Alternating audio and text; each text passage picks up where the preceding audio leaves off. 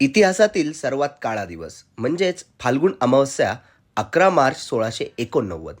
याच दिवशी मराठा साम्राज्याचे छत्रपती श्रीमंत श्री छत्रपती संभाजी महाराज यांची निर्घृण हत्या औरंग्याने केली होती.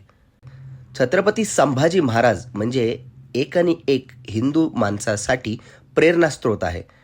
आपला हिंदू धर्म टिकावा, आपले स्वराज्य स्वधर्म टिकावं म्हणून छत्रपती संभाजी महाराजांनी प्राणाचे बलिदान केले, पण आपला धर्म बदलले नाही, आपली स्वराज्य निष्ठा सोडली नाही. हे त्यांनी का केले तर आपल्या सगळ्यांसाठी केले. आजही आपले महाराज आहेत. ज्यावेळेस आपण कुठल्या मंदिरात जातो, कुठल्या यात्रेला जातो, कुठल्या देवदर्शनाला, तीर्थक्षेत्राला, तीर्थयात्रेला जातो, त्यावेळेस हे सगळं आपल्या छत्रपती शंभू महाराजांमुळे शक्य होत आहे, याची जाणीव आपल्या प्रत्येकाला हवी. औरंग्याने जरी छत्रपती संभाजी महाराजांना मारले तरी त्यांच्या विचारांना तो मारू शकला नाही. छत्रपती संभाजी महाराजांच्या रक्ताच्या एकेका थेंबातनं अगदी एक एक छत्रपती शिवराय आणि छत्रपती शंभू महाराज जन्माला आले आणि या मुघलांना दे माय धरणी ठाय करायला भाग पाडले.